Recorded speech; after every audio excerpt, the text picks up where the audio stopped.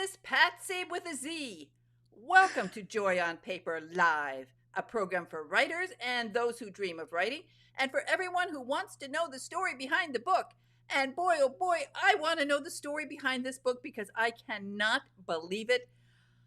Andrew Bridgeman is my guest, and this is supposed to be his first book, but I can't believe it. I kept reading it. As I kept reading, I said, oh my goodness, he must have written a dozen books before this. So I'm so happy to welcome you to the program, Andrew. Do you like to be called Andrew or Andy? I go by a lot of different things. Andy's fine. Okay, Andy. Oh, I think this is, I don't know where to start with this book. I tell you, this is such an amazing book. People, everybody, you have to read this. This is so amazing. As I said, I can't believe it's your first book. I think you're like some kind of secret something or the other. Maybe you've been. How did you do this? This book is so good. Oh, thank you very much. And thanks for inviting me. This is great. I had the secret desire to be a writer, and it carried me through until my 50s before I started trying to write. And I thought that I would try writing a historical fiction. And I wrote for a year, and that book didn't work out, and I learned a lot from it. And then I tried again with a second book, spent another year writing another. This one was about a boy who lived in the woods in colonial New Hampshire in the 1740s. And that one didn't work out either. And a lot of this was, I was learning how to write, but my story was slipping away from me a lot. And I guess that's what happens when you're new and you're trying. And then But you write this book, Fortunate Son. And I will tell you that you got a recommendation from T. Jefferson Parker. Now, if I would read any book that T. Jefferson Parker recommended because he is such a great writer and he knows a thriller. Boy, he can write thrillers. And so when he wrote this, Andrew Bridgman's Fortunate Son is suspenseful and well written, a strong debut for a promising writer. I said to myself, oh, I know it has to be good because I have a sort of a nickname for T. Jefferson. He's a teddy bear. But anyway, he's been on my program many times, and I love him and I love his work. And I was so thrilled when I saw this for you. I thought when you come out with your first book, you want something nice said about it. And you got the best. You got the best. I know. I was so lucky that he read it and that he liked it. Yeah, I was overwhelmed to get those nice comments from him for sure. And then, of course, you got a Kirkus review, very nice one. Again, you know, when you're starting off, you don't often get one. They don't review everything. And when they say something great, and then Book Life on top of it. So they're all right. They're all correct. Because when I come back to this book is just so good. And I don't know where to with a book like this, I just want to say, people, I want to give it to them. I want them to sit down and start reading it and then not get up. And they're not going to get up. They're not going to get up. This is Oh, so that's good. wonderful. Thank you. Yeah, it was a lot of fun to write, and the whole process has been quite the journey. But now we're getting close to the end. The release is on the 24th of September here, and we'll see where it goes. But it's certainly been a blast. It's not the, it's not the end. It's the beginning of something wonderful because you have come out here with an idea, a, a storyline that's great, obviously wonderful writing. And we're going to talk about your characters because they are fantastic. But how you got to this point. So you didn't study writing, you trained yourself. You just knuckled down and said, I'm going to learn how to write. Yeah, I go deep sometimes, and so I decided I probably read 30 books on writing. And then I looked at the books that I really loved. One of them, Eye of the Needle by Ken Follett. Oh. And I asked myself, why did I love this book so much? What was it about that? And then I analyzed everything from how his sentences vary, how he describes things, and what the dialogue looks like. And I don't ever want to be derivative. I don't want to copy anything, but just what was it about his style and things that made sense to me? And then I just kept reading and reading about, and I've always read voraciously since I was a kid, but when you read with an author's mind, the books are different. You start realizing what did they do and what was that trick. And so I spent a lot of time with that. I tend to have kind of a creative and an analytical side of me that they seem to serve themselves pretty well with this. But I thought it started with what would this book be about? And I thought an unsolved kidnapping. That's where we should probably start this thing. And then it was maybe it should be the crime of the century. And then what would it be like if you were told that you were kidnapped and you were in your 20s and everything you thought about your life was a lie? And that kind of started getting the ball rolling. And then I had to figure out who the birth mother is and who's my hero. And it was really fun. I can see that you had fun. And the wonderful thing about this book, there are lots of surprises, but the pacing is so perfection. It's just perfection. Just Mm. as you're calming down a little, you take us to these points, and then it's so exciting. Then you give us a little break, a little moment, and to reflect on life, and people, and then boom, throw us into something else. Just when I thought it couldn't get more exciting, then I think it's episode 18 where things go boom, a big boom. And I'm like, oh my goodness, I didn't expect that. And I loved it. It just, It's funny because somebody had asked me, and obviously we don't want to give away any spoilers. Where do twists come from? And I think in my case, the best ones are the ones that surprise me. Be on a hike or something, and all of a sudden I'm like, oh, I didn't see that coming. And so I think when I get surprised, then it works well for the book. I think if I've crafted a twist that I've got to spend 75 pages leading up to, I'm not sure that the payoff is as good as those ones that kind of shock me a little bit as I'm well into the book. worked out. As I said, we can't tell too much because you don't want to give away too much. When I get a Right? book, actually, this is my rule. Publicists send me these books, and they send me this PR paper, and they have questions sometimes, and they give me lots of information about the book, and it's, of course, they have on Amazon, and I never read any of that. I never read. I only look at the cover. I never even look at the back of a book because I want that reveal. I want that. Sure.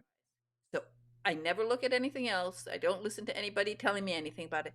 And then I sit down and I read. Of course, I can tell right away if I like it because I'm not going to get up for quite a while.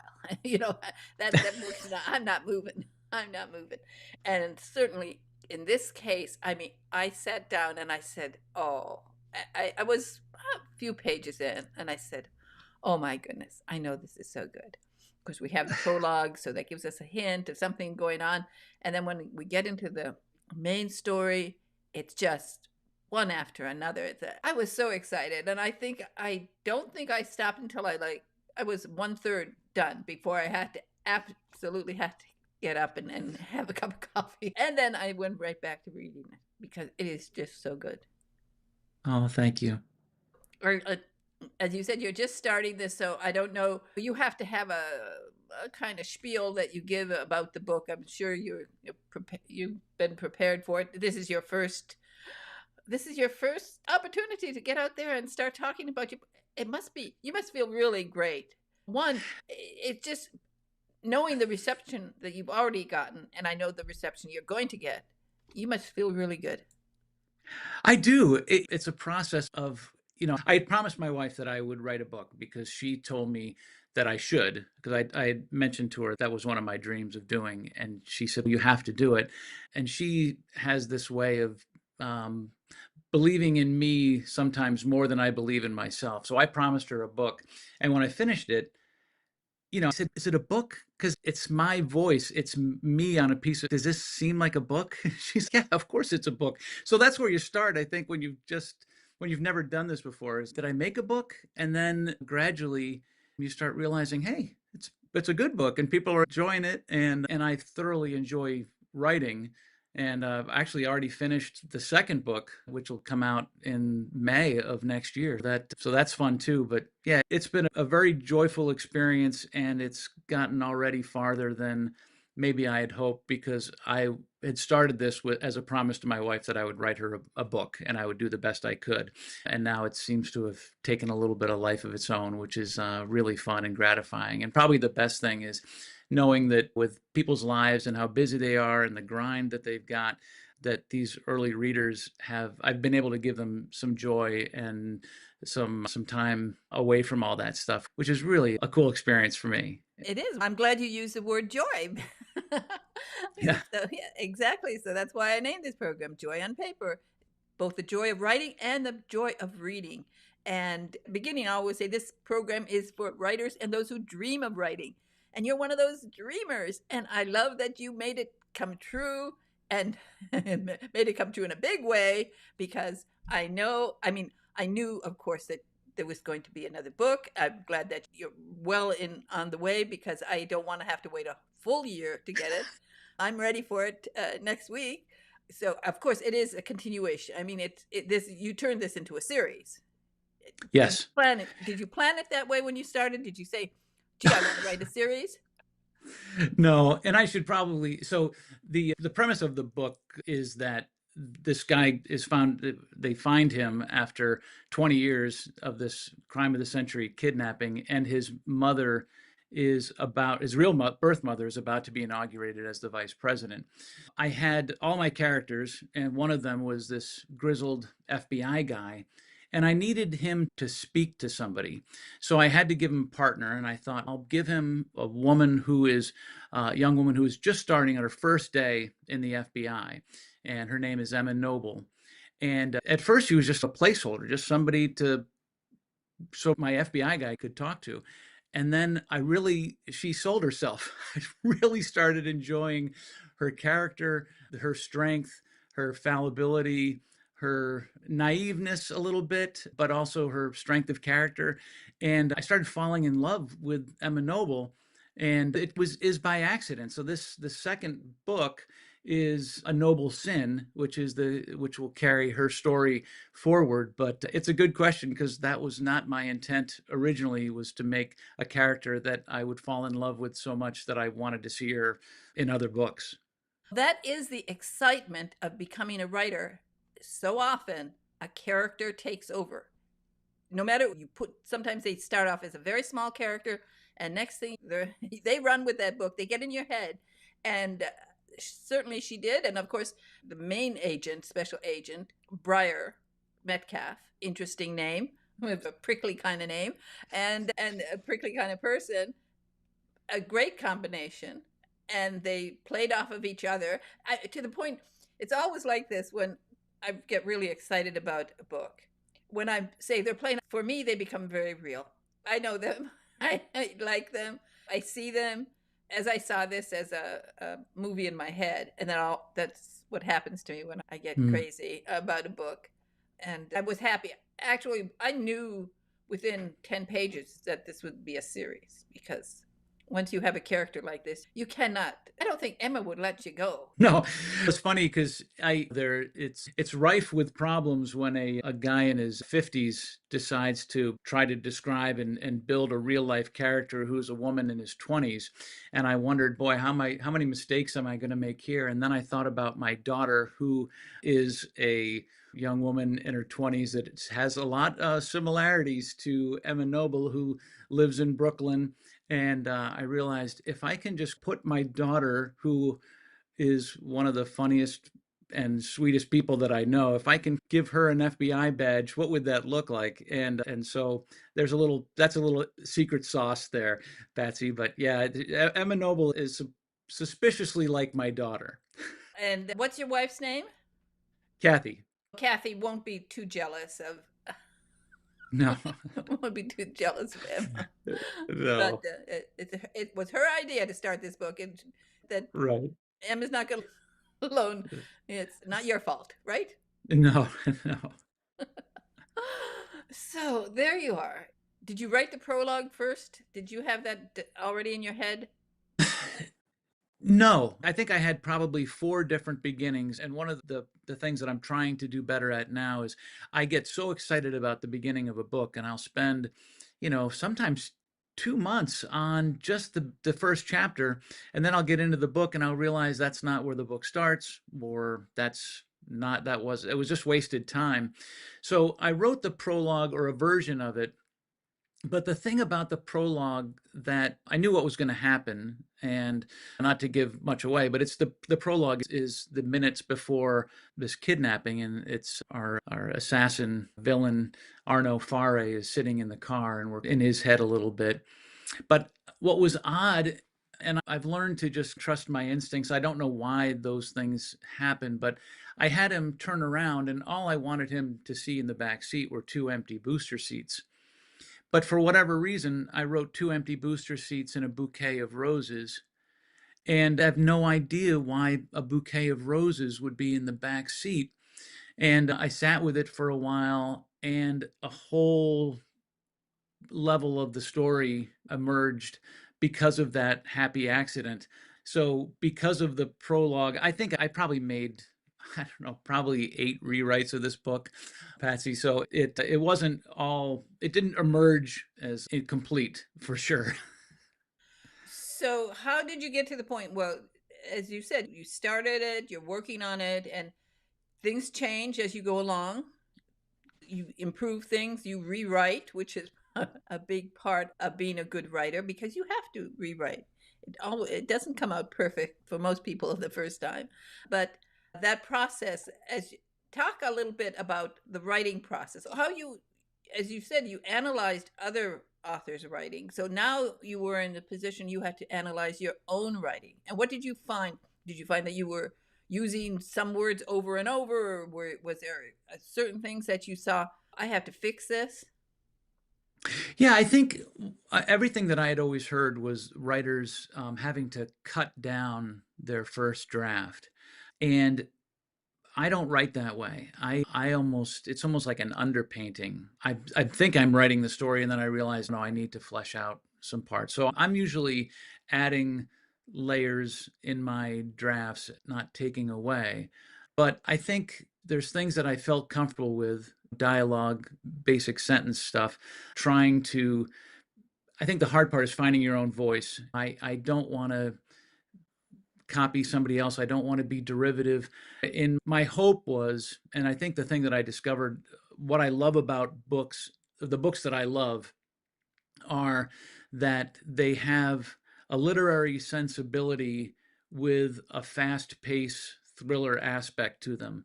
And I don't read too many thrillers now that it seems like many forfeit some of the character and for pace. I wanted to do my best to see if I could build a story that, with short sentences and with pace, that I could really have good rounded characters and good descriptions, so that you sink into the book a little bit more than maybe fly through, which I guess you still do. But I, discovering how I write and what my voice is, that took every bit of the year to figure out what I was trying to do. And some things I thought maybe I was being clever, that I was a little too clever by half, and I had to cut some things.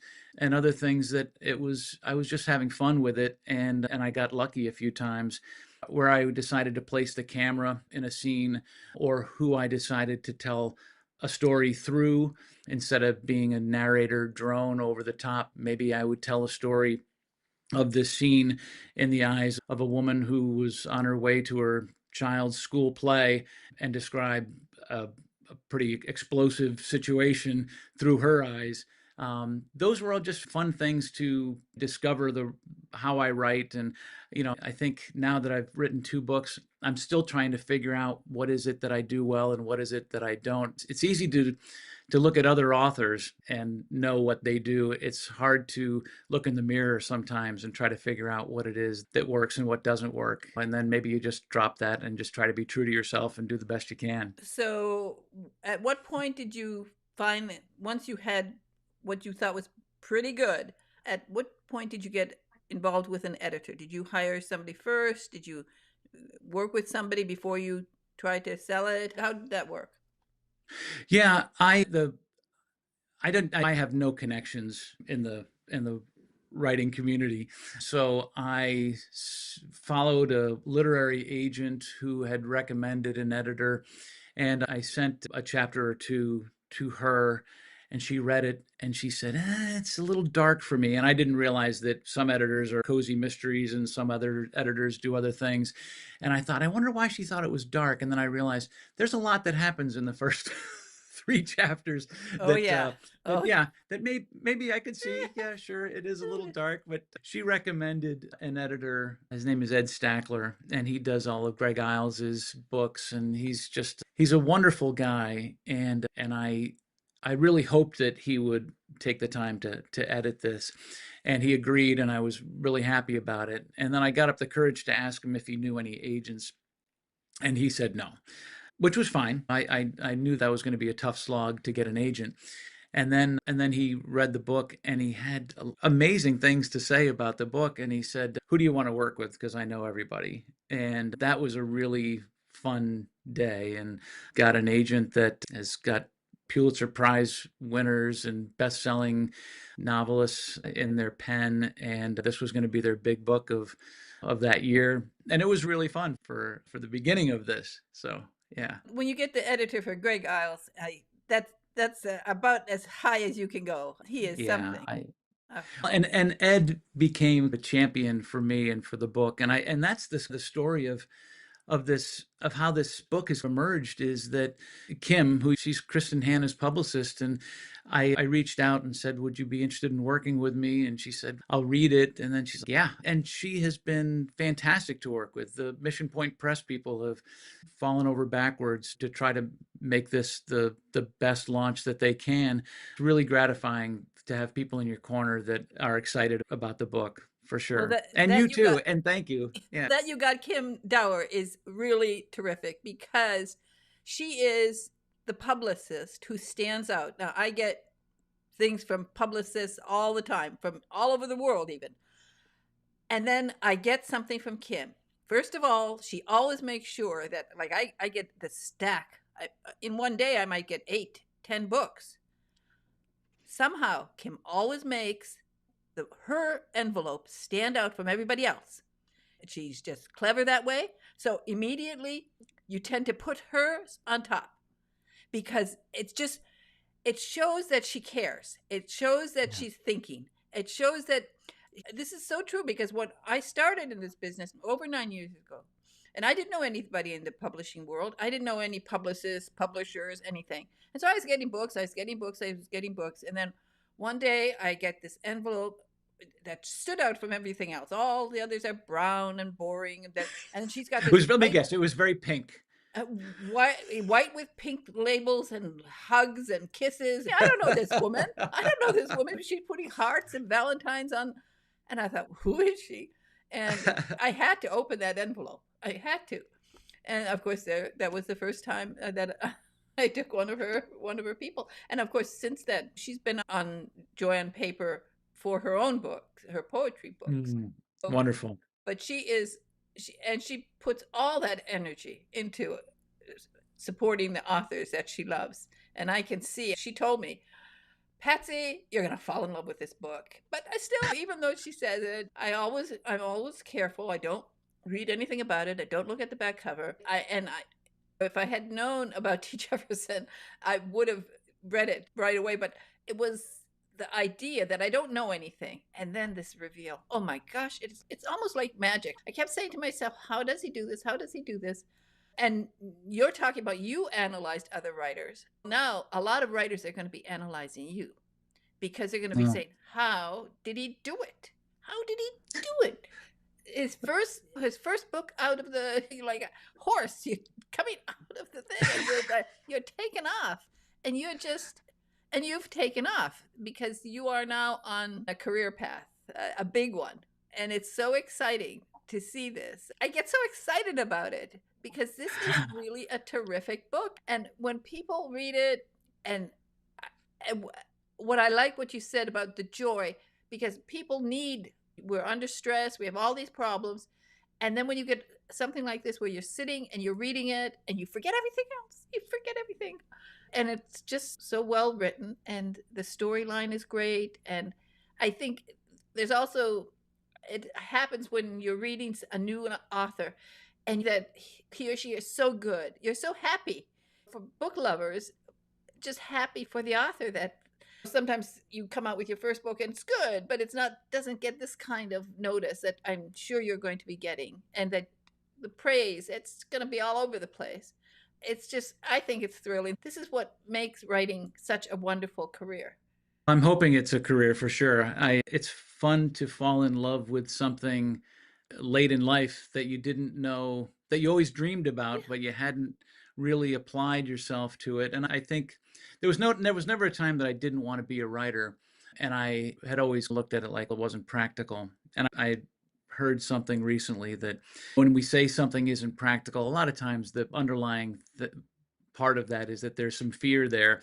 And certainly there's a real challenge to just writing and sitting in a room in your head. And I'm not one of those people that, and I'm amazed at how moms with 3 kids can write on the side, or somebody that is working has to be commuting at 8 o'clock in the morning or 7 o'clock in the morning, that wakes up at 3:30 and writes.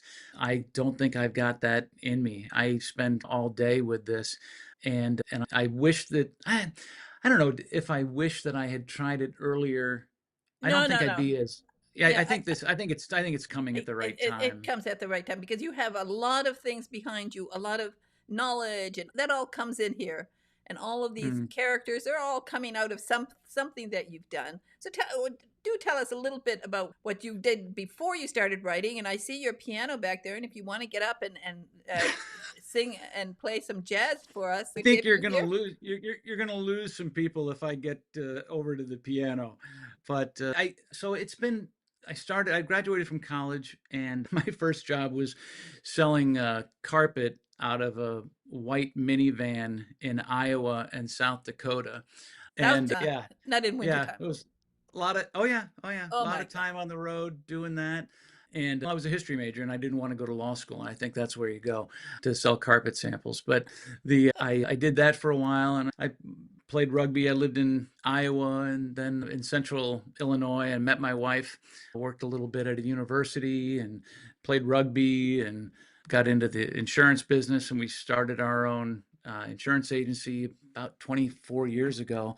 My wife and I did that together in a town called Belleville, Illinois, outside of St. Louis.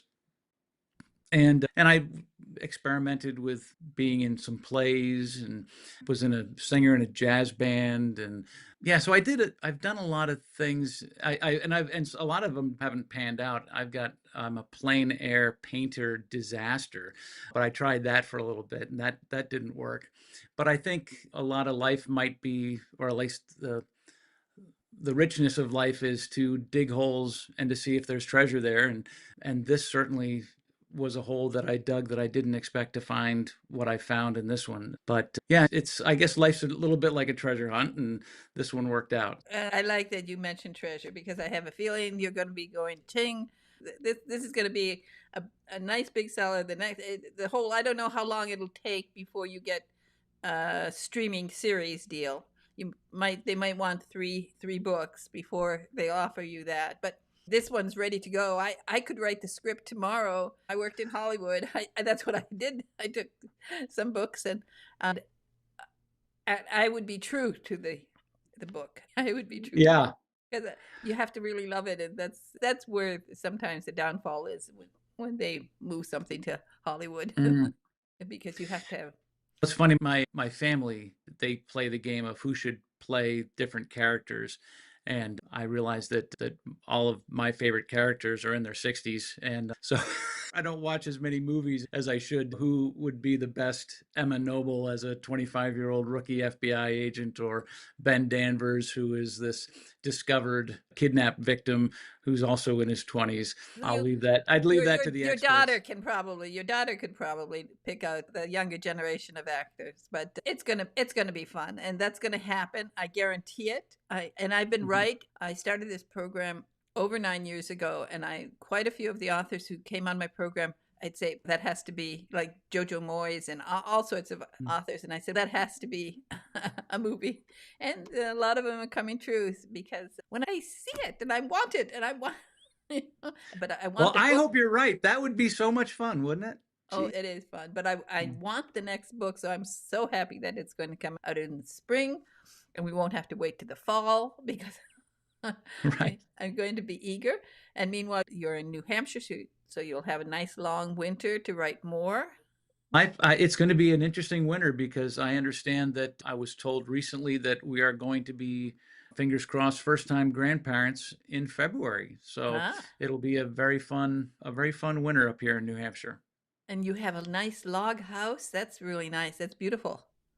Thank you. Yeah, we love it here. We spent 30 years in Illinois, and we left a great community of people and friends. And I hike a lot here and get out on the lake, and it's very peaceful building that community. And I also need to get a little more involved in the writing community. But it's fun. It's fun to reinvent yourself every now and then, and this It definitely is. feels It like a is. reinvention. Yeah. The oldest guest on my radio program before I started the YouTube was Eugenia Lovett West, and she was on. We celebrated her 100th birthday on Joy on Paper, and she had just come out with a new book about cybercrime. Oh Now, my word. yes, and she did 2 years of research to do a book about cybercrime, a great mystery. So, Isn't that this is the fantastic? wonderful thing about once you can get into writing, and you don't have to be a bestseller to enjoy it. Once the characters get in your head, this is part of the joy. It's something you can share with your family. So I don't want everybody to think, "Oh, I'm a failure. Don't become a bestseller." It's partly luck. It is partly what you've done in the past, where the characters come from, how you bring them alive. But it's just wonderful to be a writer. Yeah. Yeah. I've never experienced anything that lights up my brain as well. And as I can maybe said in the beginning, a mix of the creative and the analytical. So I usually get up around 4 o'clock in the morning or so, and I'll come upstairs, and that's the creative outlet, and I'll write where the story I think is going to go, and I get surprised, and then in the afternoon and evening, I usually sit with myself and smoke a cigar and stare at the wall and try to think of all the possible ways this story could go. And it's just a thought exercise. And then I have at least a little fodder for the next morning. And so there's so many. I don't think I realized when I was a reader how many choices were available to that author that were lined up in front of them, and why they chose that one and where that led. And that's a fun part of writing a book, is being just as surprised as the reader is later on. Exactly. And as I said, the joy of when a character takes over your head and you can't get them out and they want to control the story. That happens. And it happens also with the reader. When that happens with the writer, it happens with the reader. That's what makes a great fan base. and Yeah. I think you'll have that. So I think you just done a wonderful job with this book. So when you finally got the deal, what did you do? when you they said, "Okay, you're going to get money." That felt pretty good. That felt surprising because that wasn't why I tried to do this. And my wife still works for our insurance agency, and she's waiting for the payday that allows her to retire. And I think she's getting a little impatient. But so there wasn't retirement money out of it, but at least it was a good beginning. And I think more than anything, it was that feeling that other people believed in what you've done. And that's a good feeling for sure. I expected I was always wondered in your head, what's it going to feel like if when this happens, and what's going to feel like when this happens. And I will tell you that the most exciting part of this book had nothing to do with getting it sold in Germany and Hungary and all those successes. It was watching my wife and my dad and my brother read the book, and just watching them from afar and hearing gasps and laughter, and and that filled me up probably more than anything, Pat. All these other things are great and they're really fun, and I see these reviews on Goodreads and I think, boy, that's fantastic.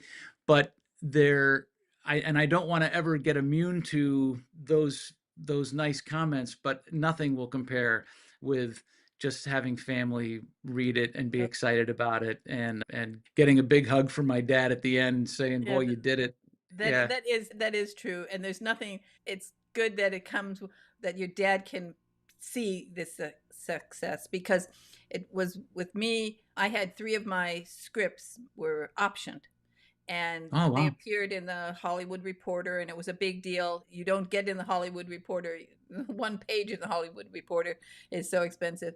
And so it was a really big deal. And so I was so happy that my dad was still alive to see that. And he was so proud. And he had 10 copies of the Hollywood Reporter, and he'd go around in our little farming community up in northern Michigan. And I know that makes it really special when you can share that with your father. It does. I think there is a when you find this kind of thing later in life, you appreciate the real parts of it maybe more than I would have if I was 25 and had gotten a book deal and I was on the same trajectory. I feel like I can definitely parse out what's important out of this, and yeah, joy's the right word. It's been a lot of fun. It's been really cool to connect with people that I haven't connected with in a long time who have pre-ordered the book, and I get emails or texts from them, and they can't believe what just happened in chapter whatever it was, and they're keeping me updated as they go, and Oh, and that's much that's fun. fun. So when's your Yeah. next high school reunion?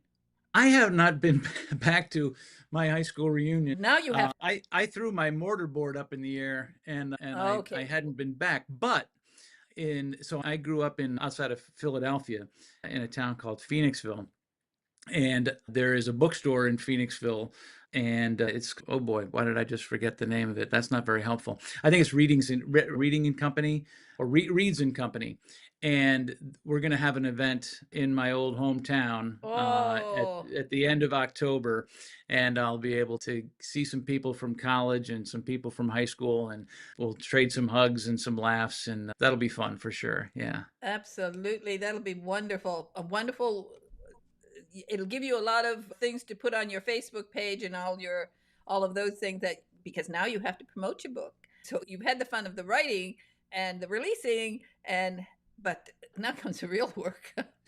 Yeah. Because Yeah, yeah, you're right. You're promotion, right. And but luckily, being in insurance, you're used to that, which so often authors are not used to that. Not it really throws them off. They can come out with a book.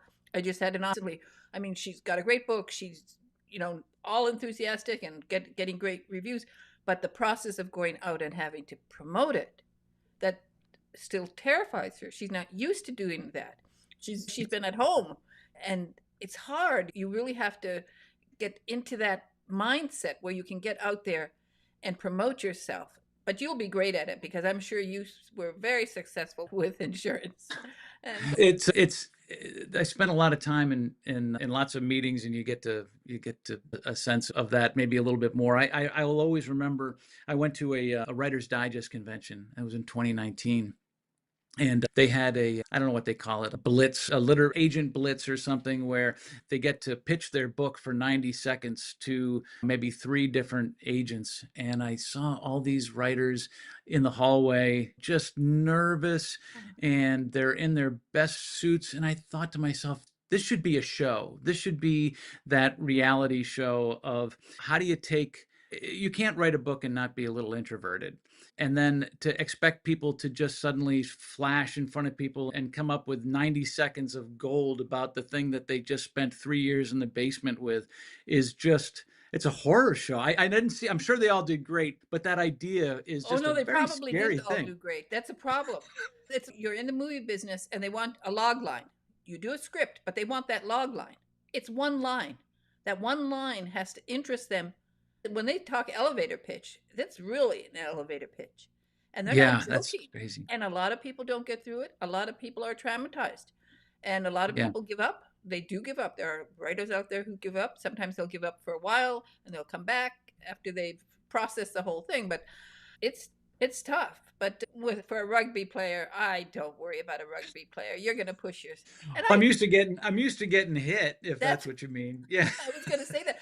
When I read that, after I read everything else, and then I checked up on you, and I saw that you played rugby, and I was thinking, I thought perhaps you had lived in England, because I lived in England, so rugby was a big deal over there. I didn't know anybody played rugby in South Dakota and or any of those funny places. Oh yeah, yeah. There's a pretty good community, and the IQ is not high, and there's a lot of beer drinking, and a lot of singing, and a lot of a lot of backslapping. It's a lot of fun. I don't think the quality of rugby is nearly as good as it is in England, but they hit just as hard, I bet. Oh, I'm sure you look like you were good at that. So that yeah, and it is good that you're a tough guy and you could take a lot, but I don't think you'll have to take a lot of negativity in your life from now on. Now with the writing community, they're going to embrace you because when T. Jefferson says you're great, and Um, and that's it. So I don't know how you well, got that's to know him, nice. but do you know him personally? Is he in your neighborhood? No, Kim Dow has done work with everybody, and she read my book and she said, "I'm going to see if I can get Jeff to look Because at as I this said, he's been because on my program. That's yeah, how that's how I got him from her. and I've known his writing Oh, forever.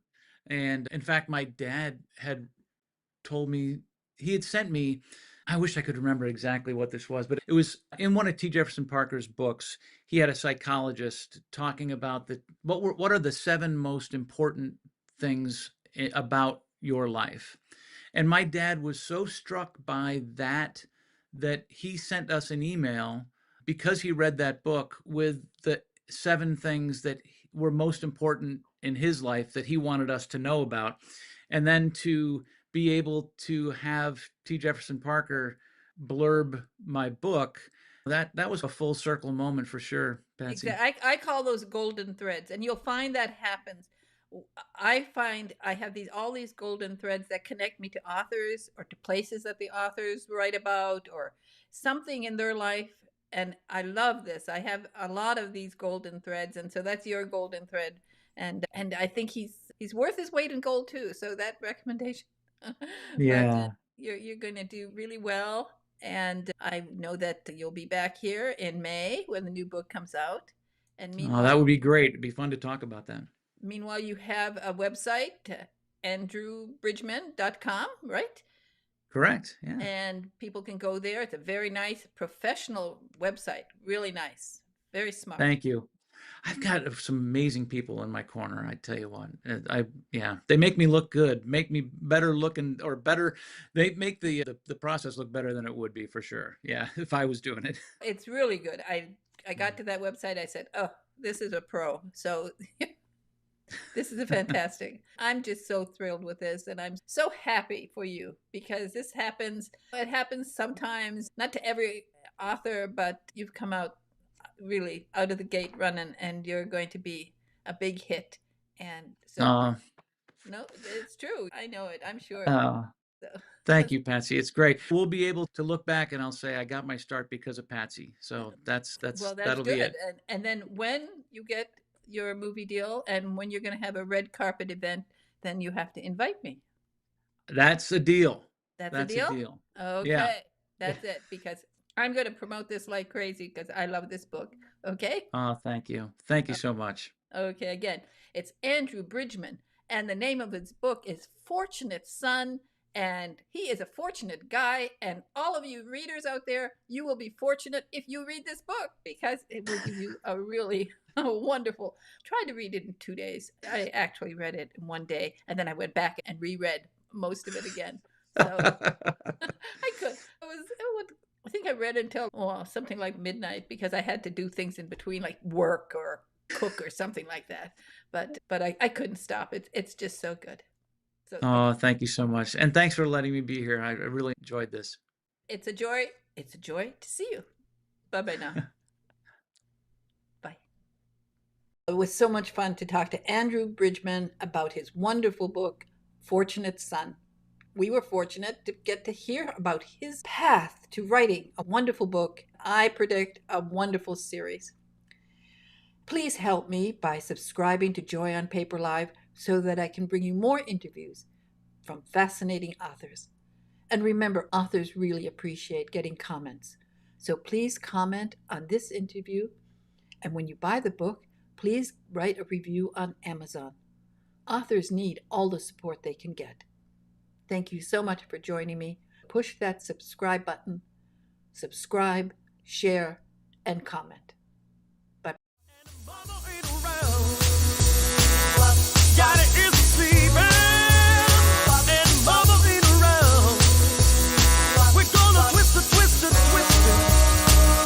Turn the house down.